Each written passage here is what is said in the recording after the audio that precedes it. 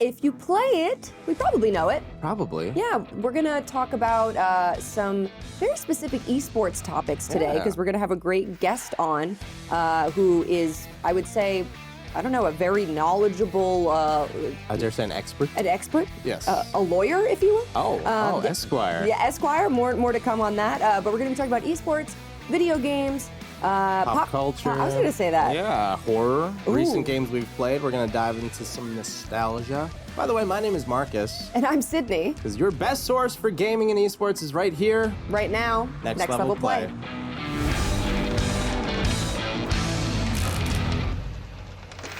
How are you, Marcus? It's hot. I was thinking of this question, which I think is really fun. Mm-hmm.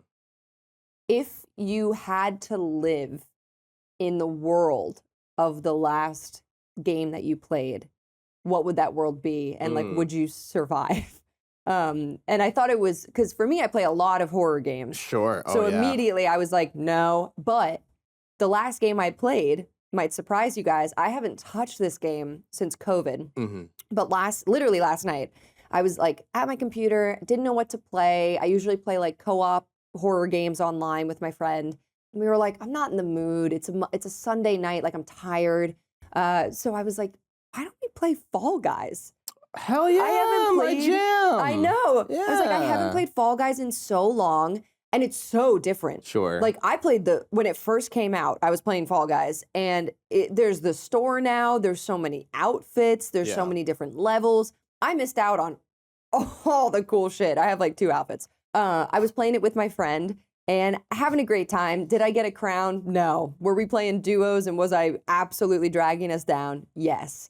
But it was a lot of fun. And I was like, would I live in the world of Fall Guys? Honestly, yeah. Yeah. How adorable. You get to be like a big hot dog or, you know, there's just so many cute outfits now. I was like a wolf and a hot dog. I couldn't disagree with you more. What? Yeah. Well, I love Fall Guys. And first of all, the fact that you're playing with your friend, who I'm guessing is a kind of a diehard kind of Fall Guys person. He's got so many outfits. You're an incredible friend because, believe me, as someone who plays a lot of Fall Guys, anyone who's willing to jump in and play duos with me, I don't care how good they are, it doesn't matter. And the way that it's structured too, if you can kind of carry your team in duos, or drag them down. Not too bad. Not too bad. Those team games though, pushing the snowball. Sometimes you're stuck with a horrible team. You're like red team. Yeah. Regardless, you're doing them a big favor, and we appreciate you from the Fall Guys community. Thank you. That being said, Fall Guys, yes, it has a nice, adorable paint of coat. Adorable. But really, realistically, we're talking about a Hunger Games battle royale. The Long Walk by Stephen King, Richard Bachman, my favorite Stephen King book, by the way. But truly terrifying scenario. You are with 40 other individuals, only one will survive. It's very Squid Games. It's Squid Games, exactly. Squid and Games. You will die.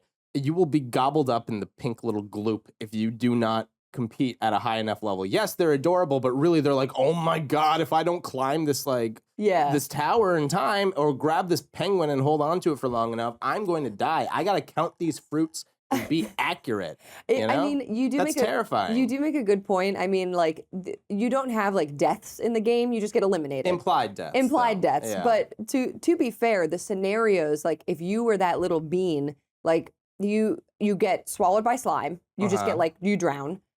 You fall. You get tossed the fuck around. Oh too, yeah, you get hit by like a big fruit, doll. and you're flying. You get hit by a big hammer, you're off the map. You're gone. You're dead. Other players are tossing bombs at you. Oh, or they're just grabbing you. You just get grabbed and thrown off. I mean, it is horrifying, especially. And I think of Squid Games. I guess the tiles that disappear. You know, you have to guess the path and stuff. I see where you're coming from. Imagine like running and you're about to do this big jump to get to the entrance, and then all of a sudden, as you jump, you realize your leg's being caught, and you look around, and it's some motherfucker dressed like Patrick Star, and then you fall to your horrible death just because someone trolled and like grabbed you at the second. Yeah, and then there's someone at the finish line like taunting you. It's handsome Squidward, and he's taunting you at the finish line. That's the worst death I can imagine. But to be fair, I was very happy I played Fall Guys last night because normally I play a game like Phasmophobia or something. Sure. And to be eternally trapped in basically the most horrifying haunted house or school or something where you're just chased by horrific ghosts and die a million deaths, I would pick Fall Guys. Fair. Choose the cuter version of death over and over again. At least you're gonna have fun on a big slide or something. Yeah, before you at die. least some of it I'm good at. At least like go down the big slide. That's fun. That's true. But what about you? I was curious because you play retro games, and I was like, oh, I wonder if he's playing Doom because that would be scary. Oh yeah, there's no way. Well, or Resident Evil. I have been doing a hardcore run of Resident Evil 3 remake. Oh. Which I would absolutely not survive. Yeah, absolutely no. not survive. First of all, with the whole T-virus thing with Resident Evil, it's never really clear what the immunity to that is like or how that works. Some people. Yeah, because I mean, you get bit all the time in Resident Evil. And granted, if you have an herb, you can heal, and maybe the herb takes away the toxins or whatever. But it feels like a lot of people just turn into zombies through the water supply or the air. It's never. And granted, I'm giving up some of my Resident Evil credibility card here. But maybe it's like the time. Like if you apply the herb immediately. I think that's implied, but it's not super. Because why wouldn't you just give Marvin an herb in Resident Evil 2, and like, maybe he's too far gone. But I don't know. Are you telling me all those people have been bit and they just? Because I'm kind of a homebody, so I would just stay in my apartment. And once shit started hitting the fan, I'd be Nemesis wouldn't be chasing me. I'm small potatoes. Yeah, you just lock your door. I'd just chill. Granted, then I'd probably get nuked when they take out. I was gonna say, City. Yeah, they're gonna bomb Raccoon City. No, I would not survive Resident Evil 3. Okay, I'm not. I know. I get it. It's fair. I'm not. Look at me. Come on. I'm just a guy. I'm just a dude. I'm just a little guy. But yeah, I've been playing Ocarina of Time with my girlfriend for the first time. Oh, okay. Yeah. Interesting. Ocarina of Time is a terrifying world. I was gonna say. It really is. I almost would pick Resident Evil over Ocarina of Time. Just has like monsters and like freaky little guys. I don't know. Very freaky little guys. The House of Skulltula terrified her. It was great. Well, I would just be a dude. I wouldn't be like Link. I see. Granted, Link does a lot for like a 10-year-old, and I'm no like Hylian adventurer, extraordinaire. You're just like a merchant. But I feel like I could, if a 10-year-old with only 3 hearts could get through the cursed Deku Tree, I feel like I could do that. You think you could? Yeah, Dodongo's Cavern, probably not. That's where I cut it. But the thing is, I wouldn't be looking for those elemental stones. What are you doing in the game? I'd be chilling in Kakariko Village, Hyrule Castle Town. I'd be just dancing, going to the market. To fly. Those villagers are nothing special. They're just chilling until they become re-deads when Ganondorf takes over. I would die when Ganondorf takes over. Yeah, as we all would. But the stasis world before then, I'd hang out at Lon Lon Ranch, maybe ride a horse, get some milk. I'd have a good time. I wouldn't mess with the Gerudos or the Zoras. Pretty good. Yeah, it's a nice little peaceful little world. You don't think you would be tempted by like the fairies or like to wander off and go try to like get magic items or anything? Nah. No? Nah, I'm pretty chill. Okay. They got chickens. Okay. We got Target games. That would keep me entertained for a few years. Okay. You're just kind of a simple guy. Yeah. And the Kakariko Village, like, it's got a chill little tune. It's funny to imagine, though, like, this question, I wasn't even thinking, but, like, yeah, if you were in that video game world, you wouldn't be the main character necessarily. You're just yourself in the game. I'm just Ken. I'm just Ken. And with Ocarina of Time, too, this is a world where in Hyrule Field, zombies pop out of the ground as soon as the sun sets, which is every 5 minutes, by the way. So I wouldn't be fucking with that. Because time is messed up. Yeah, I would be raised at a very young age. Hey, there's fucking zombies that come out of the ground 3 feet away from our home, so maybe don't go out at night. I'd be like, no problem, I'm chilling here. All good? Wasn't planning on it? I'm fine with that, no problem. Yeah, the only thing I feel like, in the games I play, I feel like personally, horror video games are scarier to me than horror films.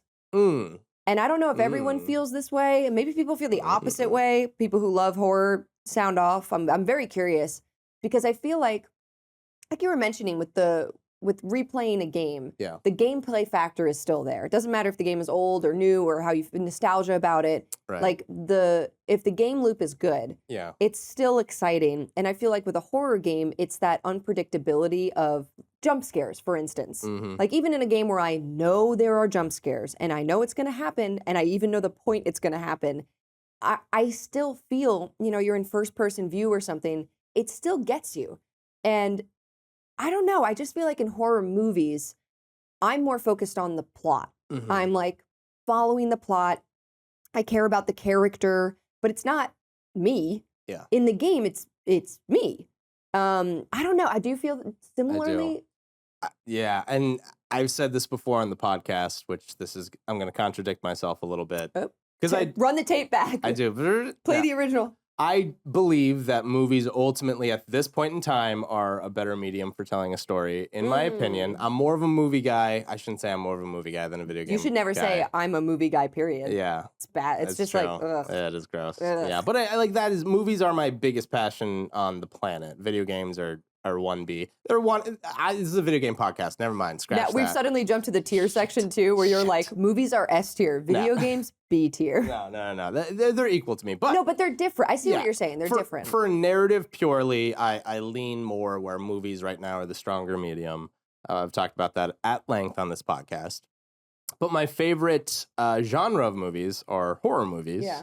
And I love schlock and I love horror. All that being said, I think horror video games are better at scaring me than movies. They are a better medium for being scared. Whether or not telling a horror story, that I might still lean towards movies. Yeah. But being scared, I was desensitized at a young age. My mom had no one to watch horror movies with. So when I was 6, 7 years old, we were watching Alien. We were watching The Shining. Signs, believe it or not, was the one that scarred me the most out of all of those. I watched Signs shit out of me at a drive-in movie theater when I was far too young because it was a double feature. The first movie was The Country Bears. Oh my God. And the second movie was Signs. And my parents were like, well, we might as well stay for both. That's incredible. The kids were horrified. I love that. It was so, and now I think like I mix both movies together too. And I'm like, the bears were there, and they were leaving cups of water everywhere. Because I remember those movies we were the same age. So same time. It came out. Funny. Gosh. But that's the movie I was talking about earlier, where when I was a kid, like that hand under I thought it was the most terrifying thing ever. It was. I watched it recently. It's not good. It's a rubber ass hand, and it's not. Actually, I think it's actually underrated. I think it's actually a pretty fucking good movie. I don't think it's as good as Sixth Sense, but I went back and watched Unbreakable. I think it's better than Unbreakable. I think it's the second best Shyamalan film. I'm going off tangent. Daughter in Signs. Is that famous actress? Dakota Fanning? Oh, I think it is. No. Oh, no, that's War of the Worlds. Is it Abigail Breslin? It might be Abigail Breslin. War of the Worlds. I think it's Abigail Breslin. Is Dakota Fanning? Yeah, or Ella Fanning. No, it's Dakota Fanning. No, it's Dakota. Yeah. But I'm not positive on that for the daughter, though. I think it might not actually be Abigail Breslin, because that was before Little Miss Sunshine. Whoever it was, I just remember she was just the quietest. Like, she would just be like, they're here. Yeah. Who was it? It was Abigail Breslin. It was Abigail Breslin. Yeah, wow. Good for her. Man, but okay. Movie theory. Oh, okay. Well, she's an angel. They're actually not aliens. They're demons. She was blessing the water the whole time because she's an angel. It's holy water. It's about him finding his faith again.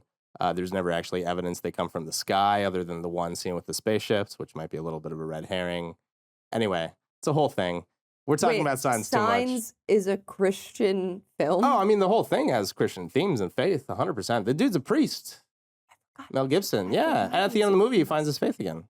Wait, is Joaquin Phoenix in that movie? Oh, he's the brother. He's the brother. Yeah. Okay, because I was like, I thought he was the dad. It's a good movie, and not because listen, you can still be a good movie and have religious themes. If you're the most diehard atheist, you can still appreciate a movie with religious themes. I gotta go rewatch Signs through a more analytical lens instead of a child at a drive-in. It's not bad. All right, I think it holds up pretty good. I will report back. Anyway. Anywho. So I was very desensitized. Horror movies really stopped scaring me by like age 12, unfortunately. I saw Hereditary in theaters and it gave me a couple, I was really into it. I liked Hereditary. But I didn't stay up at night. And that was like in theater as intense of an experience as I could get. The scariest horror movie of the last 10 years. I don't know, debate me on that. But scary video games, when I'm sitting in my room, turn all the lights off, put headphones in. Resident Evil 2, when the remake came out, I played it that way. And Mr. X stalking you, oh my gosh, there was nothing I'd really felt like that. And then Alien Isolation, I played a little bit after that.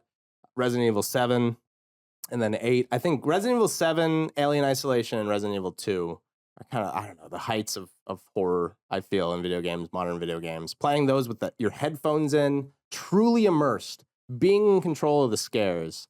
That adrenaline, knowing that it's up to you and you have to react to survive. You can't just watch and be on this roller coaster ride. You have to you can't freeze. You got to let the adrenaline kick in and fight, not flight. Dead Space, the first time I played Dead Space was like that. Yeah, Dead Space. It's a little more actiony, but like still gave me that feeling of like, oh my fucking God. That feeling of like, you need to get yourself out of this situation is a different level of horror that movies can't quite match, where you're just along for the ride. And I think video games continue to do it well, whereas horror movies have had to sort of find these new niche genres within the horror genre. You know, there's become like gore, like the Saw movies, and camp, and then sort of the comedy horror, and then the slasher horror, and then the eerie slow build, like The Witch, or psychological horror. But I feel like video games are continually being able to not have to reinvent themselves, which some could say is boring, but I think as a medium, it works really well because the jump scares still hit. Yeah. And like the creepy, you know, like you look one way and then you look back and a door is open. You know, you still get the like, there's the atmospheric ones. Yeah. Like, and you know, you got to go through that door, and you know, I don't know. I really vibe with it. I really like horror games. I'm forever chasing that high. I try new horror games all the time, different genres. I'm trying to do horror in VR because I just can't get enough. But I wanted to sort of shift the topics though. Sure, because I could talk about horror video I could talk about it all day long. And please, you know, like I want to hear everybody's opinion about it too, but I want to shift away from narrative and talk about esports. Okay. And maybe a more like, I don't know, somber topic, maybe? Serious? Oh, no. I know, we have to get a little serious on the show. We're such goofballs. But speak for yourself.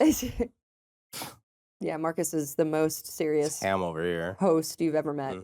I wanted to talk about your esports because our guest that is coming on today is a lawyer, not only for esports players, but also for coaches. I mean, he's written a book, he's fantastic. But I feel like we're going to be able to kind of dive into a lot of questions that we have, as well as viewers might have, considering the world of esports and sort of the fate of esports, as I think a lot of people might be wringing their hands over. How do you feel?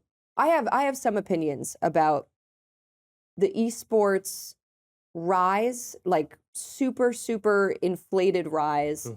And now what some are considering a fall off or a plateau, or just a dip, maybe, perhaps. I feel like we're talking about the stock market, and in a way we are. But I was curious how you felt about the esports world and its place in the larger video game community. Yeah, I mean, just in general, esports, I think, had kind of a natural rise with smaller communities that became bigger events. And then I think in my opinion, there was a rush from corporations to identify the next big thing, and esports was identified as that next big thing, alongside like AR was another next big thing.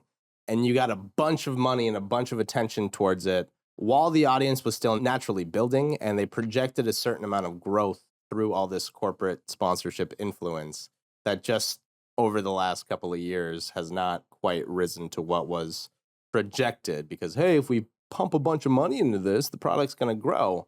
And that's not quite how things work, especially not a more niche kind of community.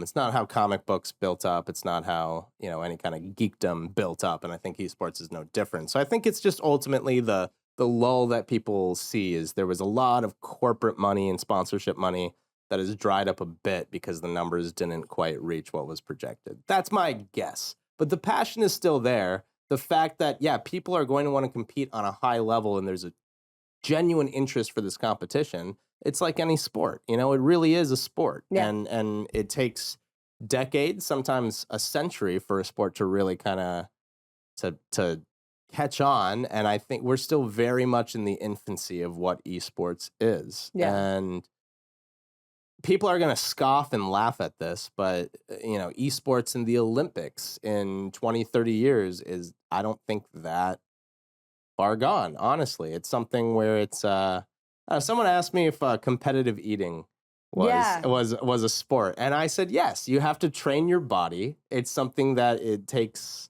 you know, chess. I don't know if I would call chess a sport, which again, that has talked to be in the Olympics, but chess boxing, I would. But video games do take a physical, there's a reflex level to it. It's not just your brain.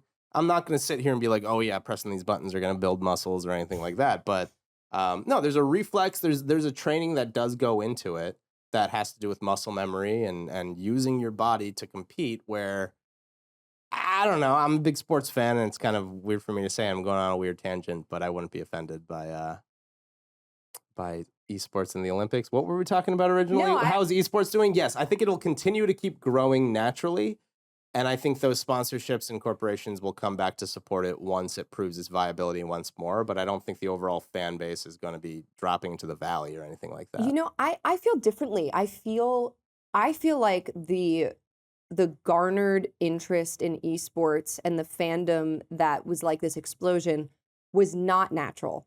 And that's why people feel like it's fallen off so much, because it really was like an explosion, because everybody assumed it was the next big thing. And the fans that were drawn to it, you know, the viewership, they weren't like, I don't know, like they weren't like mainstay locals. They were like tourists. You know, they were seeing what it was about and then they were leaving. But people took the influx of those numbers to be like, oh my God, you know, it's blowing up. Let's throw so much. I agree that they were like, let's throw so much money into it. And these companies, of course, always want to be on top of the next big thing. So they were throwing a bunch of money to the players and like to the teams. Yeah. But they couldn't sustain that because there was actual no viewership to back that up. It was just this influx of this first sort of wave of people that were like esports, and then it fizzled out. So I think like there wasn't a natural growth. It wasn't organic. It was like this huge wave. And unfortunately, it sort of backfired for the companies. And it also has to do with socioeconomic, you know, the world, because then COVID happened. Right. And COVID ruined a lot of industries for a time. The film industry, a lot of media companies. Esports was no different, even though you would think, okay, we're home. We can play video games from home.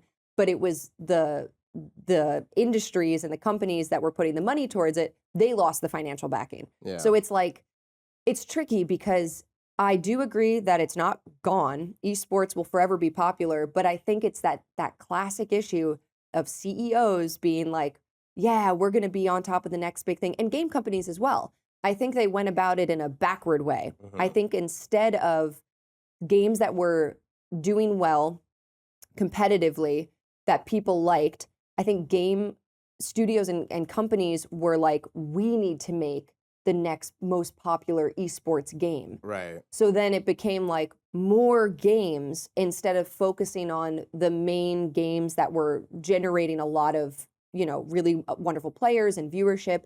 So now it's spread really thin. Now there's like a lot of different esports games. There's actual like sports games that are considered esports games. There's like Rocket League, you know, and Fortnite and like all of these competitive games where people are becoming top players and you could do it, you know, in a competition and make money.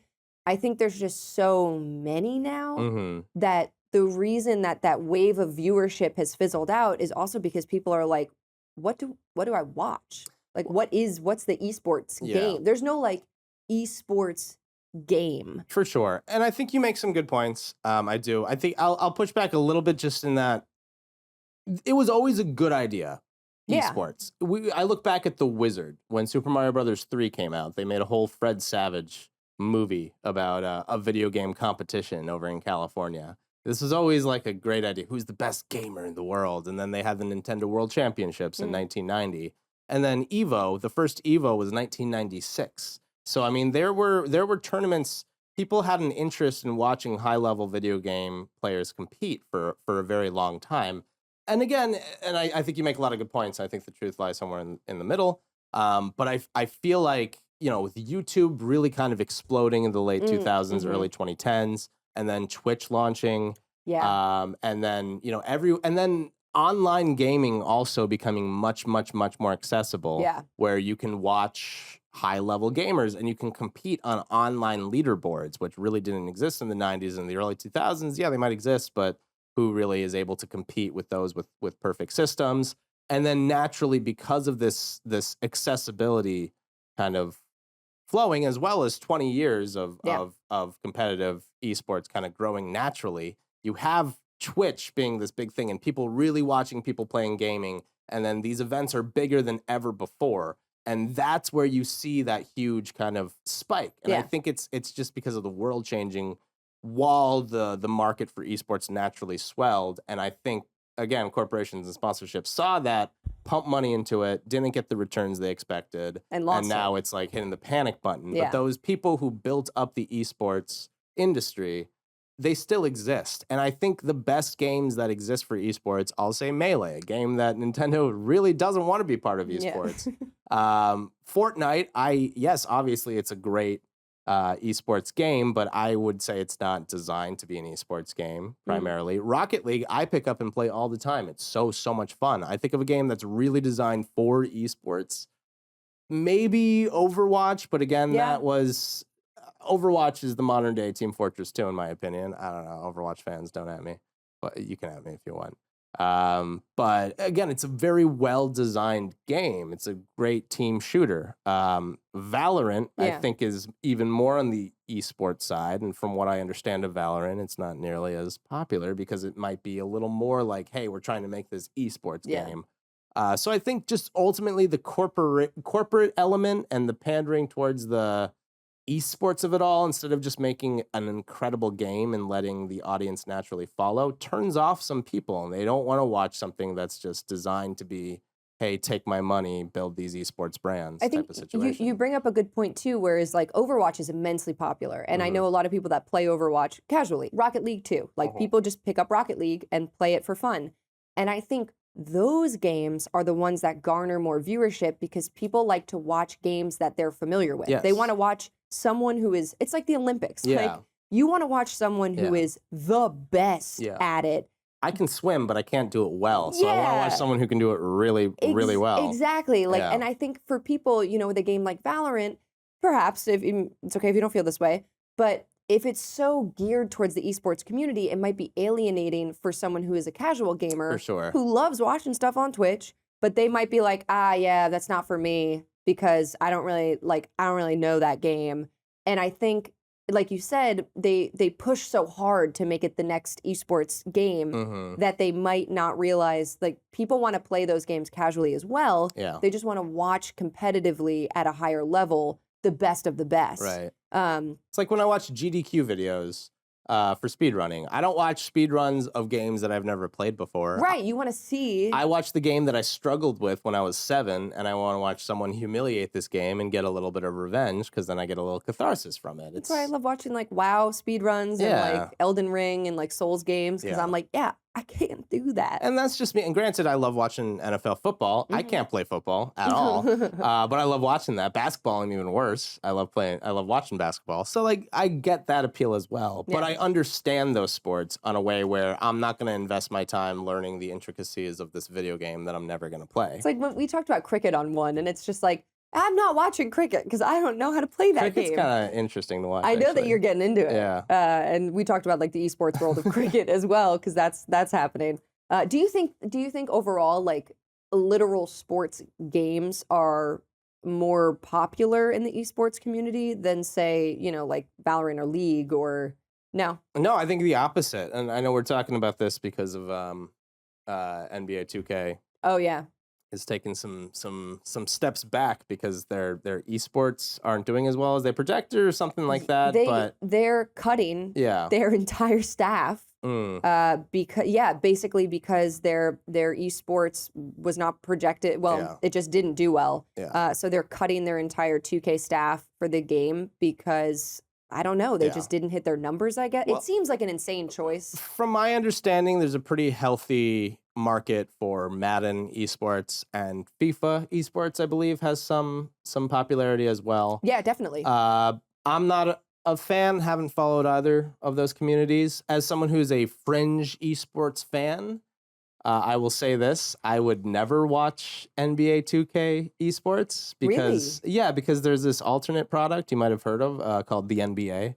So I feel like when there's an actual sport being played of these actual players, why would I watch someone controlling, you know, LeBron James and Giannis Antetokounmpo when I could just watch Giannis Antetokounmpo in his prime play against LeBron James in the late? You know what I mean? It's like, I get the appeal of, hey, if you're a 2K player and you want to see people compete at a high level, But to pretend that they're going to cut into the market of actual sports fans that are watching the actual product of the NBA, which, no offense, NBA 2K, your engines are great, but when you have a full camera crew and an incredible $1 million experience of these NBA games being televised, the NBA game that's actual real life is you make a good point. I mean, what I'm gonna watch as a sports fan. And when I want to watch esports, I'll watch a different game. Maybe the CEO is taking a page out of that book and understanding that the viewership is low, and maybe they're cutting their losses and they're saying, we make a video game that is a NBA basketball video game, and maybe it is not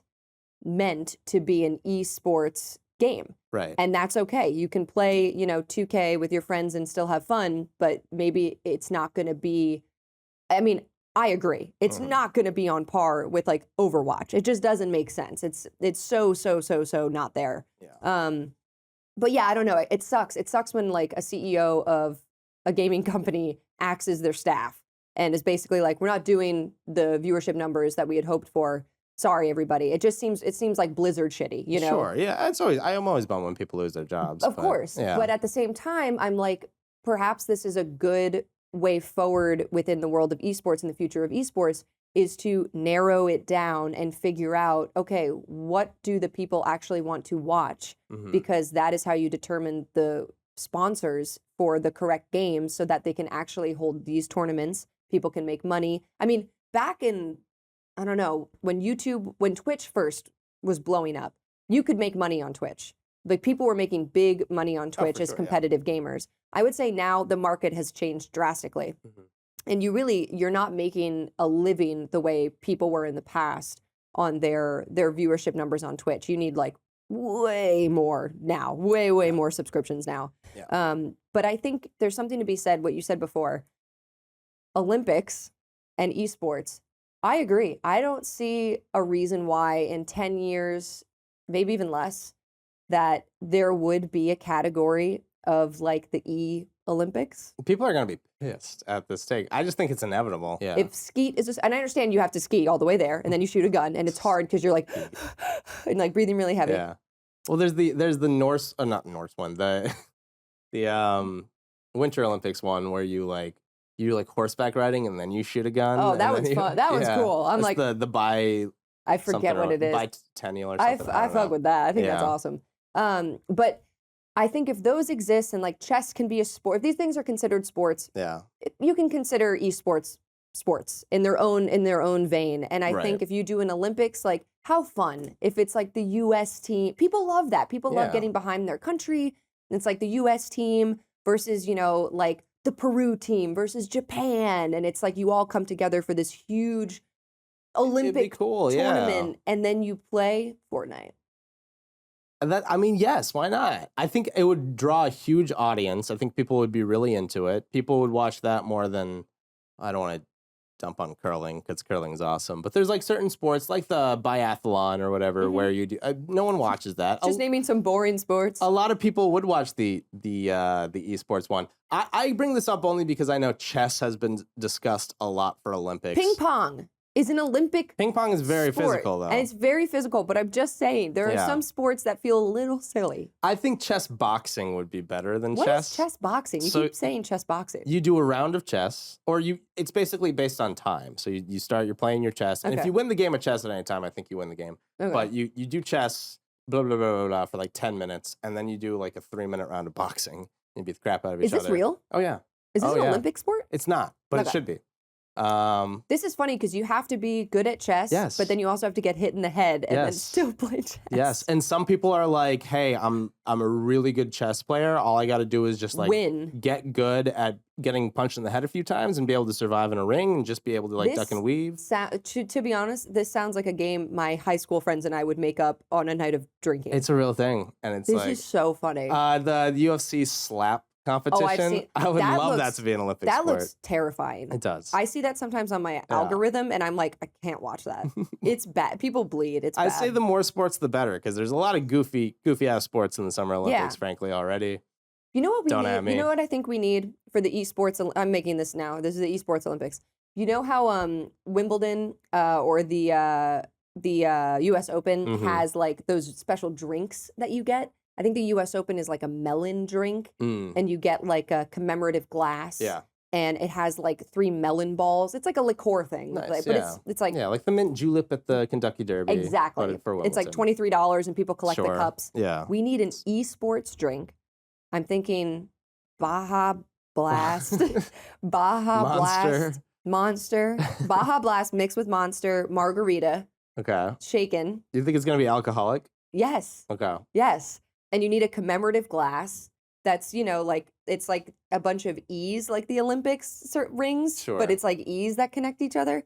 And you get the commemorative glass. It's like $25. That's how you make the money back. Sure. Because they're investing a lot of money in this. And it's Baja Blast mixed with Monster and vodka. And it's a slushie. I love that idea, especially hailing from Wisconsin. I feel like gamers and hardcore gamers that try to be like super gamery, they don't drink alcohol. You know what I mean? Like those gamers are like... There's a non-alcoholic version too. Instead of a shot of alcohol, it's like just pure taurine extract. Oh, okay, I see. They're on the taurine It's kick. like so much energy, like 5 monsters where you get high. Yeah. Basically off of it. That's like what I see. They have that too. The non-alcoholic Yeah. one is like 3,000 milligrams of caffeine. Yeah. And there's one hot Cheeto in the top. Perfect. Like a little garnish. Hot Pocket. There's a full Hot Pocket? Full Hot Pocket, yeah. Okay, the glass has to be a Pepperoni. little larger now, but there's one Hot Pocket. I have one more take before we take it to our guest. Yeah, we got to get to the guest. Yes. When esports inevitably Mm-hmm. becomes part of the Olympics, Winter Olympics. Ooh. What are you doing during the winter?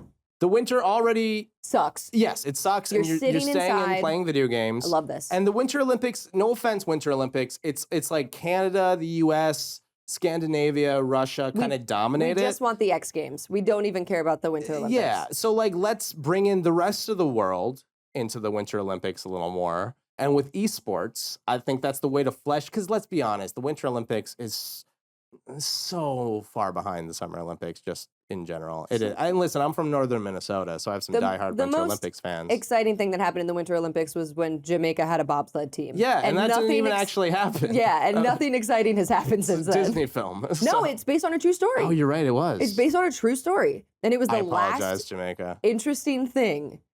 I Sorry, apologize, Jamaica. Cool Runnings. And I'm sorry, Jamaica. Cool Runnings. I thought Disney made that great up film. because, I don't know, they made lemmings run off a cliff, so I don't trust anything. No, it's real. That fucking Frozen head says. But I do love esports for the Winter Olympics. Yeah, that's what I'm saying. I love it. It's Why perfect. not? Who's going to get mad at that? You know who we should bring this up to? Except for Shaun White. Except for Shaun White. 'Cause Yeah. You're great, Shaun White. You're great, Shaun White. No offense. We love you. You know who we should bring this up to? Who's that? Our guest. Oh, great idea. We have Justin Jacobson coming up next. Stick around. We're going to be really diving into esports and law. That'll be new. That'll be interesting. Wow. And Esquire. Thank you so much for joining us. Would you like to introduce yourself in your own words? Yeah, so I'm Justin Jacobson. I'm an esports and entertainment attorney in New York City, and for over a decade, I've worked with different professional athletes, musicians, pro gamers, and streamers, and coaches. And I'm also a professor. I teach media law and sports law, as well as different esports and video game courses. And I wrote a book on esports law. That's awesome. So you're an adjunct professor at multiple schools. Yeah. Do you teach remotely? How does that work? Yeah, some I teach in person, like I teach at Hunter College in New York City in person, and some are remotely online. So it's nice to kind of have both those worlds. Totally. Very cool. And then you get to obviously teach more classes, which I assume you like if you're teaching at like 5 schools at a time. Yeah, it's nice. You get to engage with different students from all over the country, and working in esports and sports law and video games. It's just interesting stuff. So you're reading stuff about Nintendo and Sega and all the fun stuff you guys talk about. So it's interesting. Yeah. Unlike, and I don't want to say many, but, in history and I guess in society, sometimes lawyers don't get the best reputation.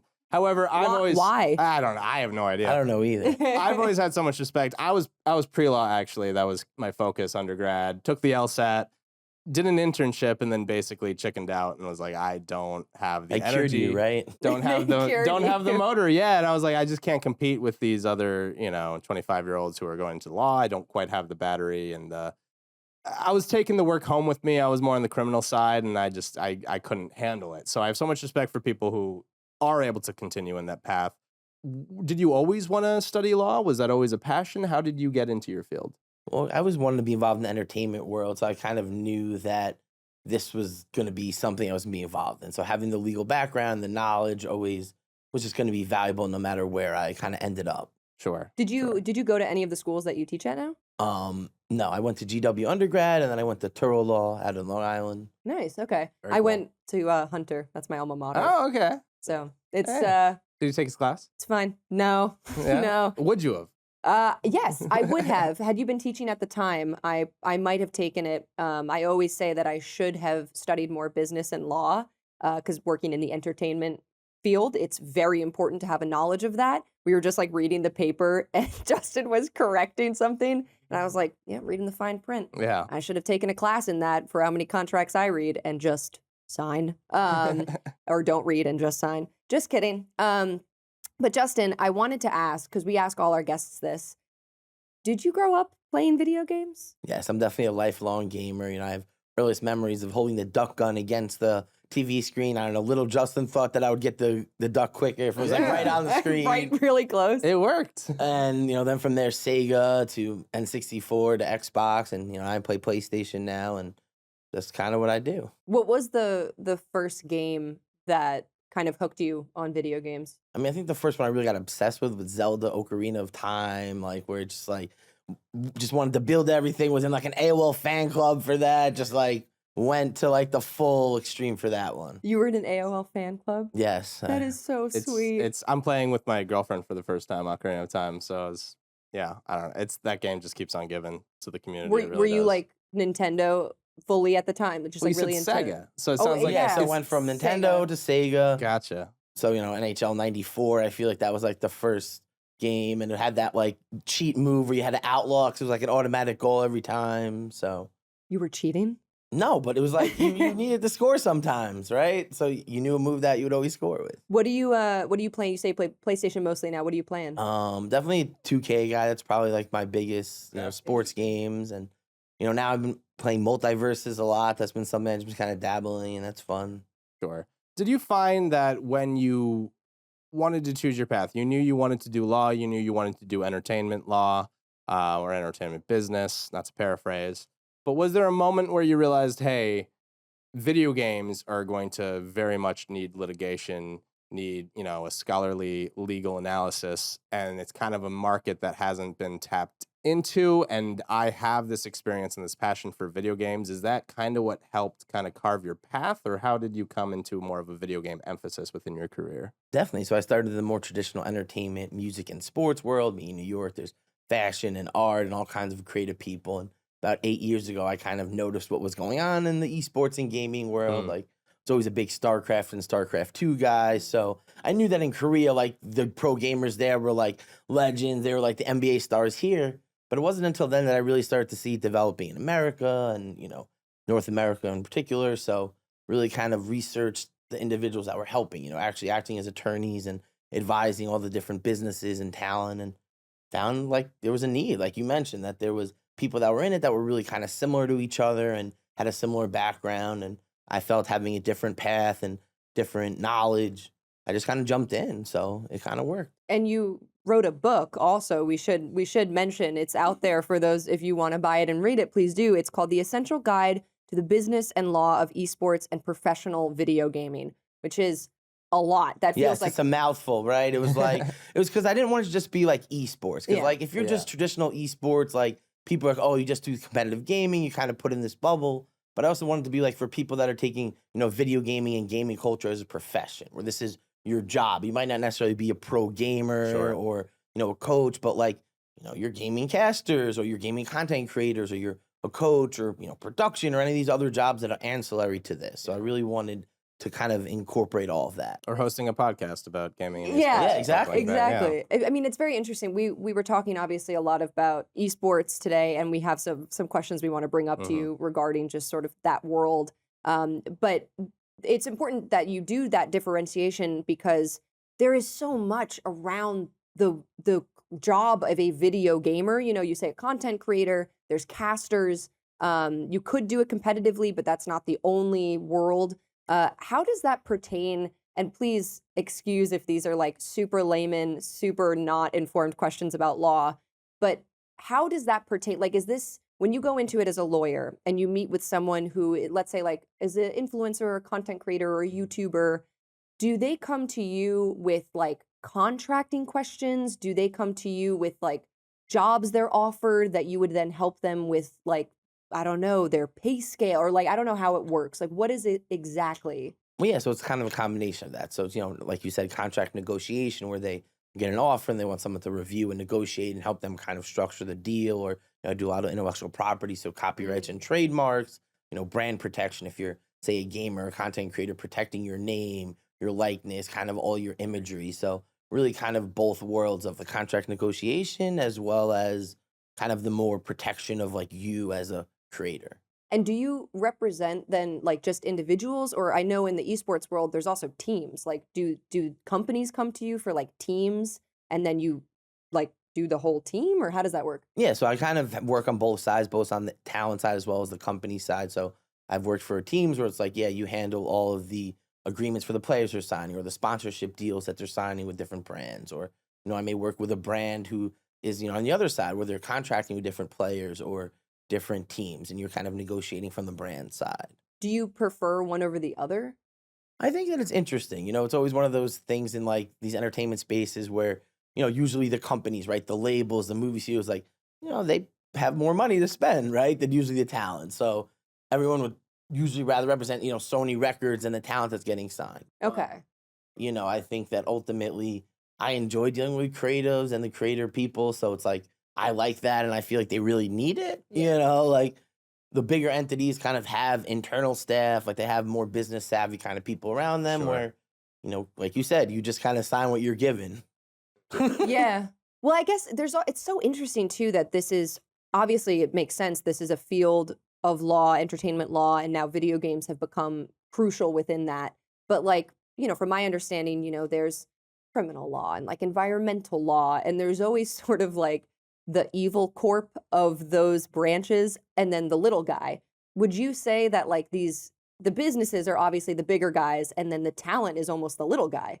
Yeah, in most cases, I mean, even if you think about even, the traditional entertainment, right, movies, TV, sports, like, yeah, you have people that maybe are like these A-list superstar people. At the end of the day, like, the LA Lakers is still bigger than any individual player, right? Sure. Like, it's always Sony Pictures, Warner Bros. Studios is always bigger than Tom Cruise or, Angelina Jolie or any of these like A-list people. I mean, LeBron is he's getting there towards the Lakers. He's going to own the Lakers at one point. You think? So he's getting there. You think he would own the I Lakers? mean, his son now.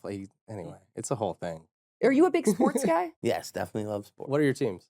So Yankees, Jets, Rangers, and Knicks. So we have Wow, you are very New full York. New York. Yeah. Yes, New York. Born and Heck bred. yeah. I like it. My mom's I'm a Yankees fan. I grew up, but I'm a diehard Packers fan. Anyway, you don't care. I'm curious because a lot of what we talk about and sort of like controversy that comes up is mostly related to a lot of streamers. And I feel like there's gotta be some crazy, weird law stuff going on in the streaming world because it feels like such a new prospect. And I feel like from a law perspective, there must be so many like loopholes and weird things that people are doing. What does the streaming world look like right now? I mean, I think obviously you have probably inexperienced individuals doing things. They're now live on stream, to the world. And they're 18. Yeah, right, exactly. They don't have a filter, and there's no one that's really kind of. So I think that the extreme, what could happen is probably the biggest thing, right? Not only like on there, but what they can say. Like they say something you don't even realize 2 seconds later, like, oh no. Yeah. Like it lives forever on the internet. And it's just like, the internet just moves so quickly that like 10 minutes later, like someone is retweeting it and sharing it, and by then it's like it's all over at that point. We had a heated conversation about what? Freedom of speech and when streamers say a certain thing and whether Should or not they be that can be litigated. and I'm guessing you're not on the criminal side, you're more on the kind of civil, legal business side. So I would imagine, yeah. Nobody's going to jail, hopefully. But Yeah, no, I mean, that's the thing, though, because you have to realize that what you say does have these implications, right? They don't want, like, influencers, celebrities, like, oh, I'm not, like, meant to be a role model. But, like, by putting yourself into this position, like, you become that, whether you want to or not. So if a streamer says something that's misconstrued and taken to be a call to do something stupid and that person gets hurt, you know, it's how much is that streamer held accountable. I can imagine that. We've talked about Sully's specifically. Right, we're in New York, so we know what happened in, you know, Union Square. For people who don't know, there was a streamer who basically said, hey, we're giving away free PlayStation 5s in Union Square, and thousands of people showed up. I mean, it became a riot. There were not enough free PS5s to give away, and people became quite upset. Many arrests. Yeah, or the streamer who told people to, or jokingly put a fork into an outlet on stream, toaster, I think, or a toaster like that, on stream, but it was a prank and it wasn't real. But then everybody blew up, and they were like, "You can't expect an 8-year-old watching this not to go try to put a fork in a toaster." It's tricky. It's tricky. Do you talk about that at all in your book, sort of, or what is your book about? Yeah, I mean, my book is definitely more in kind of the legal and business stuff. It's not really like don't do these things. Okay, I think that's a little bit more common sense, but I think it comes more with like maybe you should have disclaimers up that like the way if you think about, you know, shows on MTV, right? You know, Jackass and stuff like that. It's like there were these big things like do not try this at home. These are professional stunts. We like, still tried them at home. Yeah. Let me tell you, but we like, still at tried them least at you home. knew that you shouldn't. Yeah. We always, that's my argument. It's like, From a legal perspective, listen, they were good. I did a lot of stupid things as a kid that I knew was stupid. Doesn't mean I didn't do it. Yeah, so you can't hold someone else responsible if you knew that you were doing it. But Knoxville is innocent. But then, like you said, if an 8-year-old who's watching a streamer and they're doing something like that, they probably aren't saying, hey, don't try this at home, kids. Like, this is fake. Yeah. This is not what you should do because this is dangerous. Cover your ass. Type of. And that's kind of where you come in, right? You kind of explain to them this is what you have to do. But it's not cool. But you need to do this because if the 10-year-old at home does this and mom and dad's like, connects the dots. Yeah. It's problematic. It's like wearing a helmet when riding your bike. Yeah. Does it look cool? No.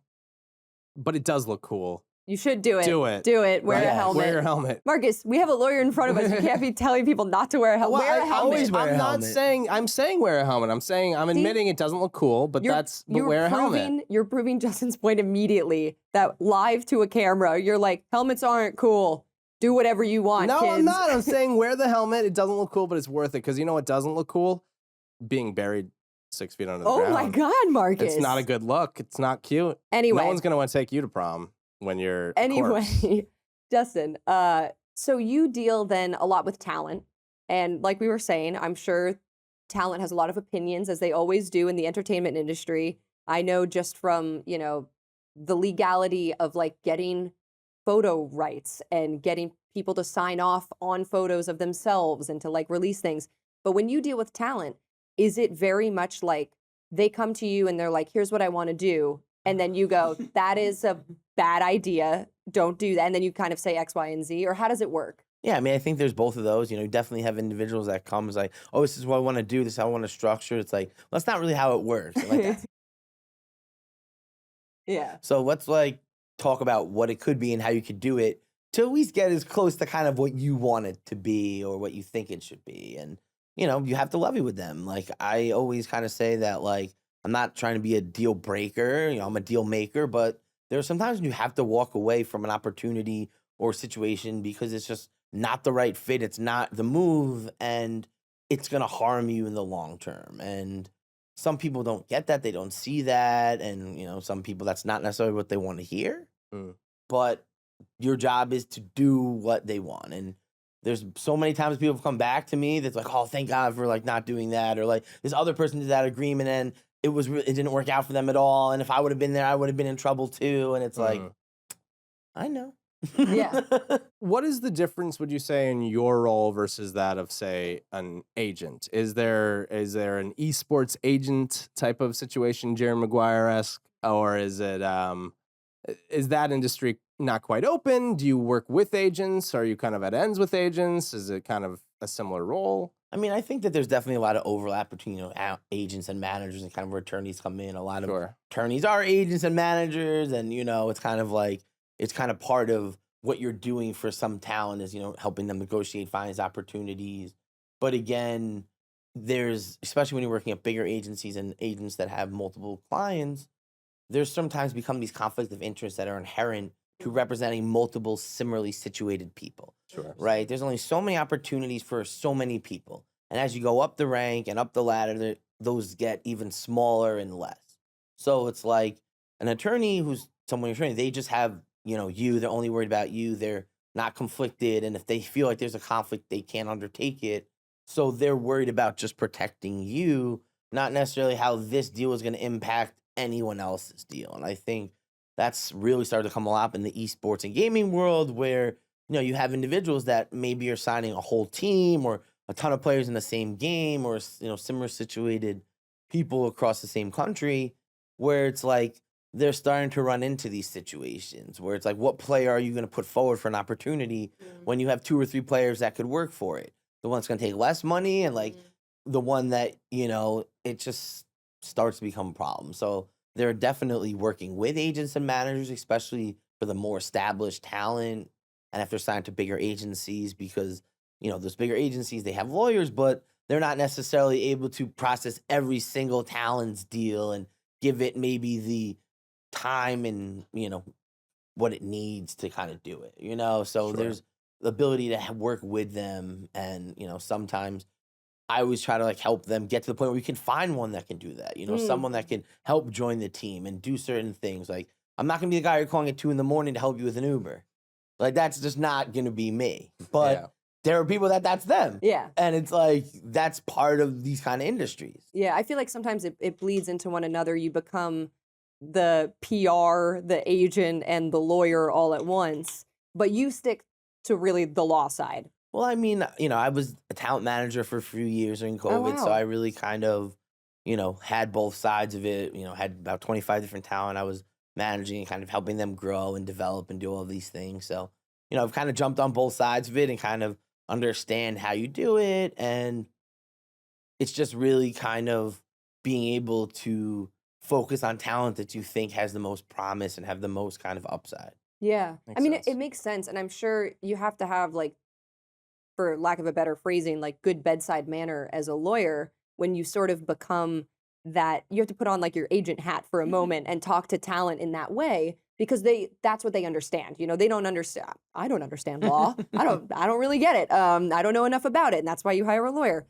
But that makes a lot of sense. Do you still work with a lot of like other industry, musicians and artists, or do you work more with video game focused stuff now, or is it kind of spread out? I definitely work a lot on both. Definitely doing a lot of music and sports and art and fashion. So it's really nice that these kind of industries have really kind of merged together. Where I'm working with professional athletes, helping them with their gaming stuff, helping musicians with their gaming verticals, really being able to kind of help different traditional influencers come over and build it and learn how to operate in this space. So it's really been nice. Now that COVID's kind of changed, and it's kind of now we're in a new world where the music industry and everything is kind of back to normal.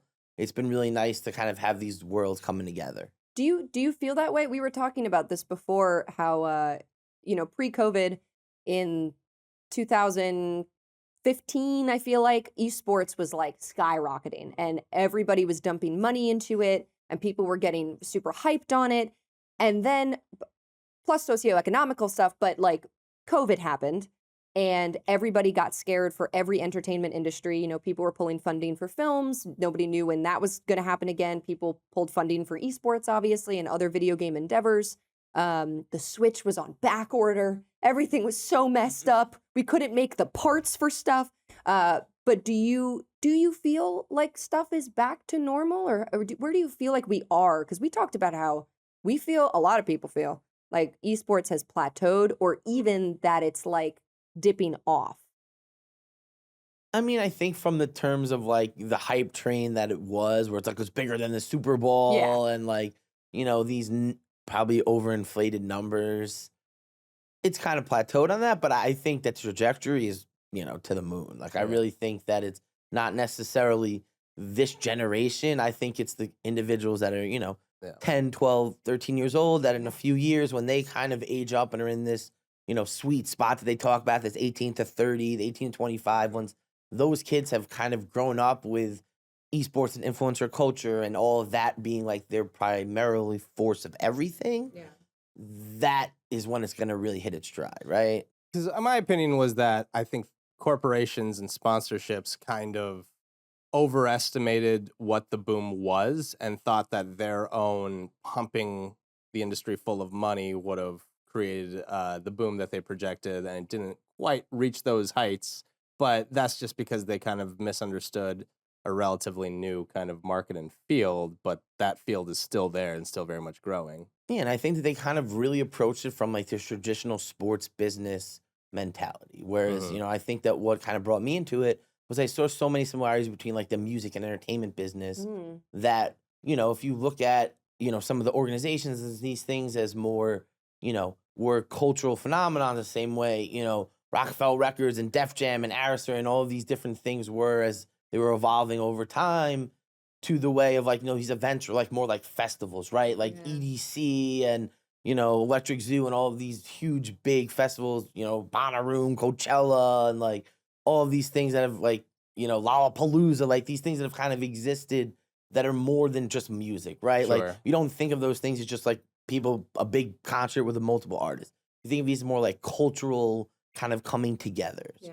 And I think that that's what esports and this, you know, competitive gaming, the gaming industry is a lot more similar than just, hey, I'm living in New York. So like you said, I like all the New York teams because, you know, I'm from here, you know, my dad's from here. So we go to games and, you know, everyone around me has this kind of merchandise on. So it's like, obviously it would be weird if I was, you know, walking around with a Green Bay Packers hat in a school where everyone's wearing Jets and Giants, you know? So it's just kind Judge of, me, why don't you? you know, but, you know, I think that that's one of those things that they're so different because I think, you know, the internet is where it's based. So you have this internet-based digital culture where it's not geographic based. It's not based on, okay, I live in New York, so I can see the Yankees because they're, you know, whatever from my house, or I can go, you know, I'm in Long Island, you can go to the Coliseum or, you know, go to the Garden, see whatever. So it's like, it's not like that. You could turn on Twitch or whatever you're watching from YouTube anywhere and kind of see what you want. Do you think then, you bring up a really interesting point that I didn't even think about, but like sort of comparing it to music festivals, which they don't call them music big concerts, they call them festivals because that's what, it's like a freaking carnival. Yeah. Do you think that is also a way forward? I know there's like VidCon. Yeah, I mean, which is huge. DreamHack, DreamHack PAX, is great. You know, and I feel like those are definitely video game focused, but do you think there could be this next big thing that becomes like, I mean, there's esports tournaments. Yeah, I mean, of course, they have gaming and esports focus. You know, been going to DreamHack Dallas the last few years, been going to PAX East. So it's not necessarily, you know, in PAX at least, that's not necessarily the focus. But in DreamHack, it's like, no, there's like 50,000 people watching esports all day for 3 days. Yeah, and they love it. It's like, that is the point of the festival. And I agree. And I think, especially in the age of the internet, there is that sort of like, you know, fame as well as like sort of pseudo fame and those like weird parasocial relationships that you get from internet personalities and content creators, and people will buy tickets to meet and greet with. Yeah, TwitchCon. I mean, you have lines around the block to meet these people. It's insane. But that's so new. I feel like that is still, it's still shocking to me, even though it's existed since like the rise of YouTube stardom. And do you feel like there is just like exponential growth, or do you feel like they have to pivot? Because you said they went about it from like a sports direction at first, and you feel like that was maybe incorrect for these big companies, I'm saying. Do you feel like there is a way to make this industry blossom? Yeah, I mean, I think you've already started to see some of these, you know, organizations and teams already kind of looking at themselves as more of like media companies. And, you know, even with FaZe Clan starting an IP holding company to be able to develop IP, you know, okay, well, we're going to take our valuable assets and what we have, and we're going to do different collaborations, and we're going to find ways to make money off what we've created. And I think that's what you see some other ones that are actually having content creation studios and are going to different avenues where they're functioning more like advertising and marketing agencies than necessarily a sports team, right? A sports team is you scout players, you train them, you train for the practice, and you play the game and you try to win, right? Like that's a traditional sports model. But that's not what the entertainment industry is. That's not how you build a musician, right? That's not how you build a grassroots anything. And I think if you look at that as, okay, like we have something obviously a lot bigger than a grassroots thing when you're talking about some of the bigger organizations. But if you take that same kind of philosophy and apply it, you can get really great returns because that's your consumer, right? Your consumer is a little bit more, I would say, sophisticated. They kind of do the research on things, right? Like if they're buying a camera, it's because they've researched every other camera and they know that's the camera that has the price points and the functions, and 5 other people said that's the camera they should get, right? And that might not necessarily be the consumer for traditional sports, right? I think it's a different person. So when you approach that, you have to approach it differently. And, that's why you see some brands that are really successful, and then you see other ones that kind of become a butt of joke, right? And it's just because, again, the people you're marketing to know that it's an ad. So they know what's going on here. They know that you're paying to do something. Yeah. And I had the opinion, too, where I think gamers, again, because they lean a little younger, have a little bit of a bigger bullshit meter when it comes to kind of when they're being pandered to and when they're being heavily marketed to, and they reject that, I think. 1000%. And then they make memes about it, and then you get buried as a And then company. you spent all that money to get destroyed, and that doesn't get everyone jobs. Yeah. There's a counter corporate, and again, it's I think a reason why the more Nintendo tries to bury Smash Brothers as an esport, I think the more people want it as an esport. Yes, exactly. You can't tell people what to think, what to do, what to play. It's gonna piss them off. That reminds me too. I wanted to ask one of the reasons, and correct me if I'm wrong, that I think that esports has maybe plateaued or people think it's fallen off is because not only these companies dumped in money that it was very inflated and the money disappeared, but I also think that gaming studios are trying so hard to make the next esports game like the one. And I feel like we've sort of diluted the world of esports. There are so many games now, and audiences aren't sure which ones to follow. They also want to follow games that they've played. So it's got to be games that are like League of Legends or like Overwatch is very popular.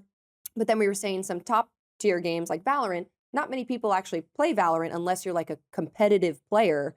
So do you think, in your opinion, are there like 3 big ones that people are doing, or like that seem to be the ones that are leading the pack? I mean, I think as you mentioned, League of Legends is probably like, one of the most prestigious ones, but I think Counter-Strike is definitely one that's been around for a long time, and that, came out with Counter-Strike 2, where it used to be CSGO, so it's kind of changed that a bit, but I think it's also brought a lot of excitement to it. Then different regions have huge ones, like Dota 2 is huge in, Eastern Europe. Yeah. Then you have, Arena of Valor or Honor of Kings in China. So it's like, there's just huge games in different areas. And I think that's what, like I was saying, it's not a regional thing. It's like, there's different games that are big in different countries that are big in different, continents versus others. So it's just like understanding that is kind of part of the equation.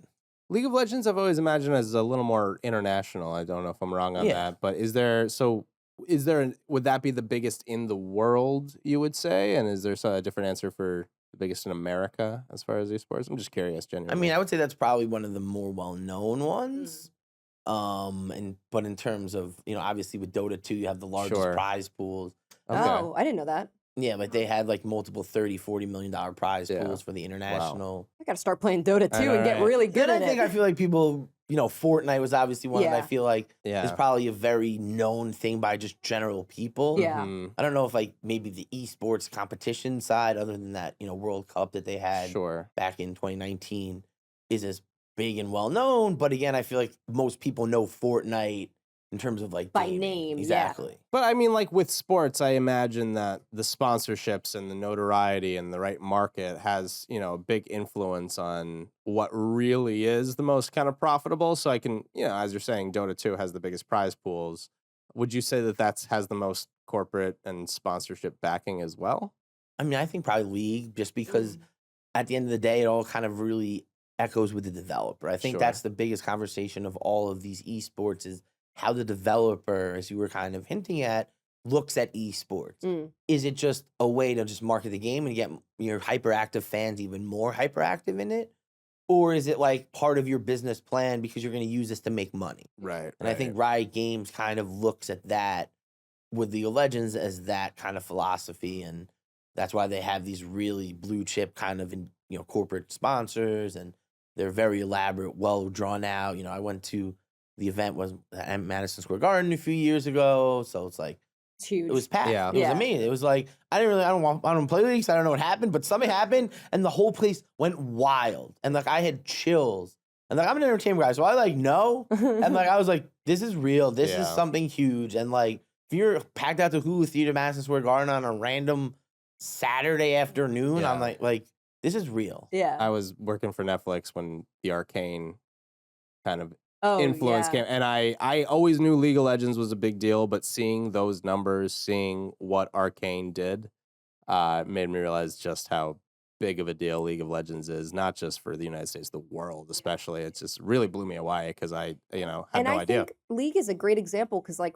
I've played League casually, like, you know, and I think it's a fun game. It has a good gameplay as opposed to some games that are just marketed to be esports games. And I'm like, I'm a gamer. I'm a gamer. But I'm like, yeah, I'm not an esports gamer, so I wouldn't play those games. But like, I'll play League. I still suck at League. I suck too. That's fine. That's okay. But unfortunately, we have run out of time for today. We'd love to keep talking to you about. Come back tomorrow. Please come back tomorrow. Sounds good. Do you have That was a time? question. Yes. Yay, he'll come back tomorrow. Okay. We're going to talk more about esports. We're going to be talking more about the legal and business side of the video game market in general. Mayhaps some more personal stuff. Mayhaps. Just games you love and what you're playing now. But that'll be tomorrow. Stick around. Don't go anywhere. We have our tier list coming up next. Justin, please plug yourself. Where can people find you? So thanks for having me. Definitely check me out on Twitter and Instagram, Justin JESQ, or check my website, jmjesq.com. Or enroll a hunter. Yes. Media and take his law, and classes. their film and media department. Yes. You'll learn a lot of stuff. In New York, CUNY Hunter. It's a great school, my alma mater. Exactly. Welcome back. We are doing a tier list now, so everyone take a breather. I know we were doing a lot of law talk. Try not to cry. It's okay. Don't cry. Don't cry. It's just the tier list. Oh, it's just a cough. Oh, okay. You're like a baby. It's like burping. It's just a tier list on, and this is going to really get people fired up, actually. Maybe we all should take a breather. It's a tier list on esports games, obviously. We've been talking about that all day. But skill capping them. So like most skilled playing needed to least skilled. So like S tier would be like the most skill needed, and then D or lower if we go. Interesting. I think the games that I'm good at, I'm going to be ranking lower because You think you're not skilled? I think I am an above average gamer and well below the level of being competitive. Or making money off of it, like top 80th percentile. But you got to be top 99 percentile to be some money. I'm gonna throw one in that maybe you'll agree. I'm curious, actually. I think one of the most skilled games in the esports world is Fortnite. I think since where it started, when I used to play Fortnite when it first came out, it was a shooter game. It was just like, it was a shooter game. It wasn't terribly hard. No. Now? Well, yeah. With the building, with the crafting, with all like the new types of weaponry that get added, with like the events and the seasons, it takes way more skill. Like you need to have hours logged to know that gameplay and to understand the mechanics better.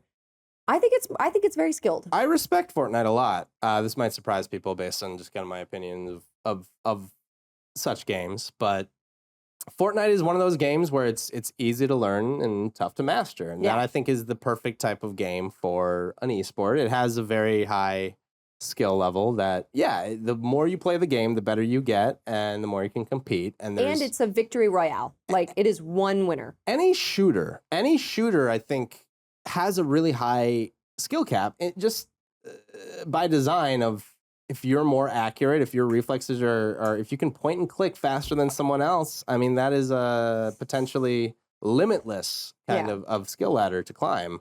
And so, I think it's very high, and I respect Fortnite for what it is. Would you stick like CSGO or CSGO 2, like whatever, Counter-Strike 2? I don't know if we're differentiating the two. Well, I think CSGO I would put, as far as harder to master, it is harder to master because there's more mechanics. It's more realistically grounded. Yeah. And there are more, I don't know about more mechanics to master, but more mechanics that are necessary to master to get good. Yeah. And I think there's more of a, what do you call it? A difficulty curve to kind of. You need to kind of practice, I would say, more in CSGO. I don't know. It's tough because what exactly are we ranking? Are we ranking what's the toughest or what's the skill best? Yeah, okay, the toughest. I guess skill. that would be toughest. Like most most skill needed to win. Oh, we're gonna ruffle feathers. I know. I love it. I love it. I feel like I've already ruffled feathers. Yeah. So okay, I would put in that case Fortnite as an A and Counter-Strike as an S. Okay. What about, and this one's interesting, I haven't played this, so I can't really speak on it, but I know that Dota 2 is so huge. Sure. Is it, I assume you need skill. Yeah, I would hope so with the prize pools that they're giving out. The biggest prize pools. Right. I mean, should we put it in S just for that? Yeah, why not? Yeah, because I think that'll draw the most. Listen, it's like with basketball, right? If you can play in the NFL or the NBA, most players will choose the NBA because you have longer contracts, more longevity, less injury risk, and overall higher contracts, which will then, like Shaquille O'Neal could have played in the NFL, LeBron James could have played in the NFL. They chose the NBA because they knew they could make more money. So therefore, the skill pool is going to be slightly higher when you offer more skill, you know what I mean? What do you think? Because you love Rocket League. I do love Rocket League. We've talked about Rocket League before. But as a pure casual, I love Rocket League. Do you think that Rocket League needs a lot of skill? Yes. You do think? Yeah. See, I was not going to say yes. I play casually, and I do okay. When I play in my little casual settings, I'm able to score a couple goals, make some fun saves. Okay. But the maneuvers that people can pull off with their little gas and their little flips and their jumps perfectly timed, they can launch themselves from one side of the arena to the other, flying through the air the whole time and get a perfect save at the last minute, which Rocket League, I think, unlike Fortnite, you know, CSGO, I feel like it's very steep at the beginning difficulty and then kind of, you know, gets a little more gradual as it goes out, flattens, if you will. Fortnite, I think, is a gradual difficulty curve, and Rocket League, I think, is the opposite, where it's kind of there's a level that you can get to, and then a huge steep kind of jump once you really learn how to master how to control your car however the fuck you want. And I feel, just based on experience, to get to that level where you can truly make your car do exactly what you want whenever you want it is, you know, reserved for the top, the creme de la creme. Which I like about it. It's tough to kind of rank these in that kind of the skill lens. I would like to make a hot take that you can disagree with me on. Sure. I think 2K and Madden. Rocket League, by the way, I'll put as an A because the accessibility, I think, takes it down. I think 2K and Madden are like C. Maybe even D. Like, I don't think you need that much skill per se. Interesting. I think you can know the game well. Yeah. And I think you can play the game well. Yeah. But I don't think it's like skill based, if that makes sense. And maybe that's because I feel like sports games are very repetitive. Yeah. I would agree with you. And my argument to support that would be I think there's a huge element of RNG within these games versus a Rocket League or a Fortnite or Counter-Strike where precision is rewarded. Yeah. Obviously, precision is rewarded with NBA and Madden. And I think, I could be wrong, if you perfectly time your shot, it should go in most of the time if you're perfectly skilled at NBA. But part of those games is that they're simulators. Yeah. And when you have a defender in your face, it calculates, what is the skills of this player versus the skills of the defender. And then it's a dice roll, basically, if they block that shot or if they don't, even if the timing is perfect. Interesting. And I think that ultimately, that RNG element of, hey, you could get unlucky and your player fumbles the ball, you know, on the 2-yard line, and you played perfectly. You called the perfect play. I know a lot about football, so I usually call pretty good plays, but then whether or not I execute them is another question. I think that I'm with you. It takes down the competitive skill level. C or D. Okay. Just because we got to be harsh a little bit here. We got to be a little bit harsh. The next one, not going to be harsh because people would come for me. League of Legends. I have to put it as an A, at least. Okay. Like, I don't know if I would put it. The skill is so different. Like, League is not a first-person shooter. It's hard to compare it to Counter-Strike or Fortnite. Like, it's such a different gameplay. Right. And it's a team effort. So I just feel like, yes, you need skill. Yes, you need to understand the position that you're playing. Like, usually people will only bottom or only top or only jungle, which we love to say that on the show. And I'm a bottom, and I always say that. But I think there is a skill needed to know how to play, like, the characters in the game. Like Overwatch. Like, you need to know the character type that you're playing to do well, because if you're playing a tank but you're trying to like act like a magic caster, you're gonna mess the whole thing up. But it's not like precision. Like it's like a lot of clicking and like moving away and knowing when to move closer and knowing when to like not fight something, you know. So I think it's skill, yes, but precision, no. So I'm just gonna put it as an A. I almost put it as a B, but then I got scared. Sure. So what do you think? I'm with you. I'm with, like, for me, when we're talking about pure skill and skill cap, all that stuff, any kind of dice roll element, I think knocks it down. Yeah. And I don't know how League works, but I assume when you have like one hero or little army group that and it's blah, blah, and you just click, and they're going, there's a certain level of risk, the board game risk, where you're doing a dice roll, and it's like sometimes the bigger army. It's not necessarily dice roll. Like you are playing against other people. Yeah. So like it's not like a computer. I mean, you could play against a computer, but it's not a computer. Like the other person is making decisions too. Sure. But there is, it's but like if you're having one person and you're clicking against the other person who's clicking back, if you click at the exact same times, 8 different times at 8, it will be different. It will be different, right? Yes. So therefore, there's a luck element to it that I think ultimately knocks it down from S. When you have games that are purely skill based, which frankly the shooter games are the ones that have them in the Rocket Leagues, I put it lower. I would put it as a B or a C. I agree with you. I think the other ones, fighting games are so interesting for this because I know it is all about the combos, but then you have different players and characters, the way they're designed. There's no way to perfectly balance a fighting game. Totally. 2 matchups could just be like totally bad for each other. 100%. And it's just like, does it come down to the millisecond frame press before, which that's skill, but then you're talking about matchups, and I still feel like there's a certain dice roll element. I could be wrong. I think if fighting game's perfectly designed, then it's consistent. I've done really well in fighting games, and I'm not good at like combos and strategy. I'll just button mash, and I do okay. So I agree. There is sort of like if you hit them at the right time and they don't happen to be blocking at that 1 second, you could get a crazy shot in. I just don't think there's ever a way to perfectly balance a fighting game. I could be wrong on that. We should put it as like a C. I think we should put all fighting games as C. I was going to say B. I'm fine with C. No. I'm fine with C. B. People are going to scream. B for brawl. Let's do one last one. Okay. This one was included on the list, and I think it's so funny. I guess technically it could be esports. I don't think... Okay, actually, I'm going to make a really hot take. Sure. I'm going to make a really hot take. Okay. Among Us. Oh, boy. S.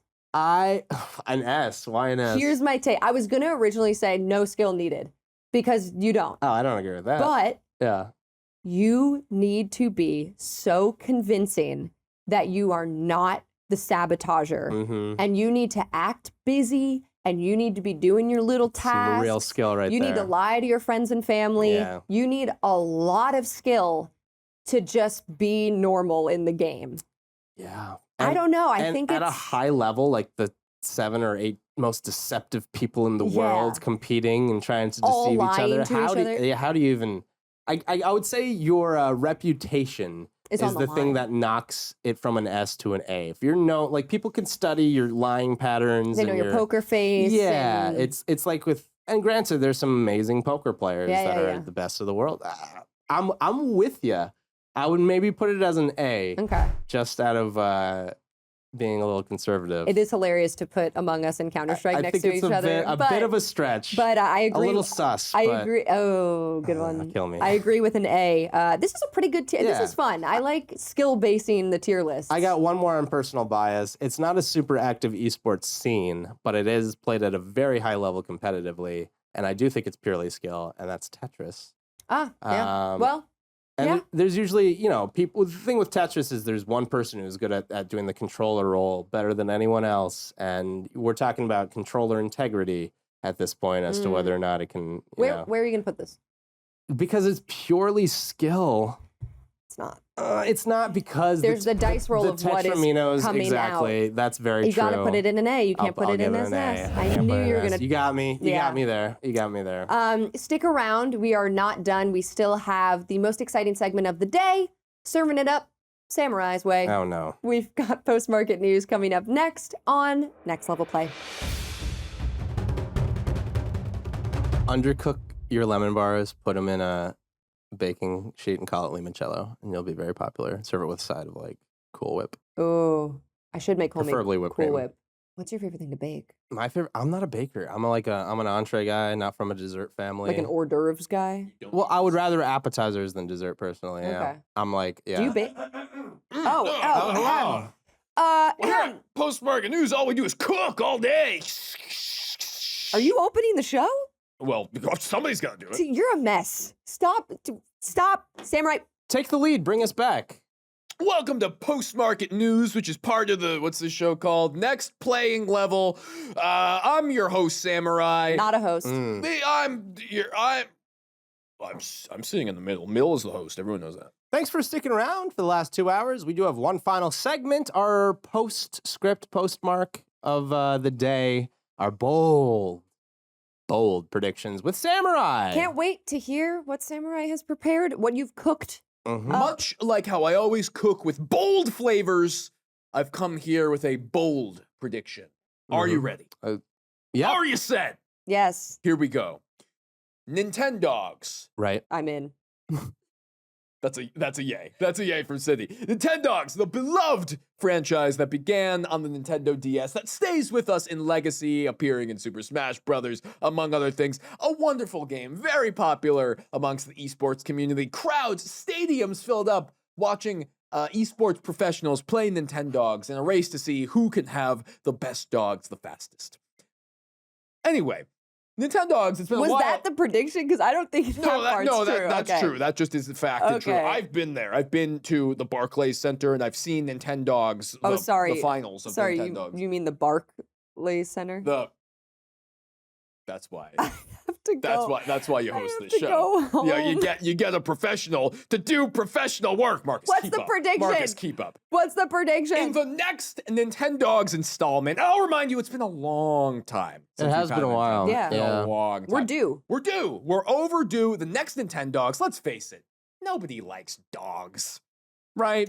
So in this upcoming game, rather than have dogs, which are out, we're going to have dogs. D-A-W-G, dogs, aka your close friends. In the next Nintendogs, you will hold a new group of friends captive in your home, chained to a dungeon where you will make them do tricks for your entertainment. If they can pull off these parlor tricks to amuse you, you will reward them with beef jerky and pats on the head. Speaking as someone who does have that dog in me, you had me going for a second. I thought you were gonna manage like a bunch of different like fuck boys and like their weekend. Like, oh no, we got 3 dates. No, I'm because like, those aren't your dogs. only so much Cialis. Like I gotta budget it correctly. Your but dogs are your dogs. Your dogs though, are your Mark. dogs. Your dogs right, are your my dogs. dogs are my dogs. Okay, but here's the why thing. would I keep them chained up in my? Did they wrong me? Oh no, you just want to hang out with all your dogs. But I am forcibly. Forcibly. I am holding them captive, you said. Yes. Can I take them on little walks? Well, if you want, they're your dogs. Is this your relationship with most of your guy friends, Samurai? Do you have captives in your home? People chained up in your house? My home has been known as the dog pound, but my lawyers say that's all I can say. When you keep trying to get me over for your poker night and say clear your plans for the next 3 months, is this related? And you say dogs only. You always end it with like dogs only. Yeah. Right. Poker night, dogs only. Dogs only. Yeah, I do say that. I'm known to say that in the group chat. Yeah. Is that related? Listen, you gotta come to poker night and then you'll find out. Wait. All I'll say is we have a lot of beef jerky on the table. Jimmy's been gone for 3 weeks. His family is worried. Where is the He's last? fine. He's What? fine. He's doing great. The last we heard about him was in the group chat. He was going to poker He's got night. a lot of chips on the table. They're stacked up so high. He's got a really cool beard right now. I think we have to I gotta make some calls. go. Thanks so much for joining us. Thank you, Samurai, for that interesting prediction. And we'll see you next time on Next Level Play, where we talk about video games. We make bold predictions. We have wonderful guests on. We gotta go. Hello? Probably get out of here. Is that for me? Yeah. You called me. Listen. I put my phone on mute it's not. because I care about the quality of the show. You guys going? Man, Samurai. Sit here. I'll vamp. I'll host the show. It's cool. Oh, I gotta go feed Jimmy.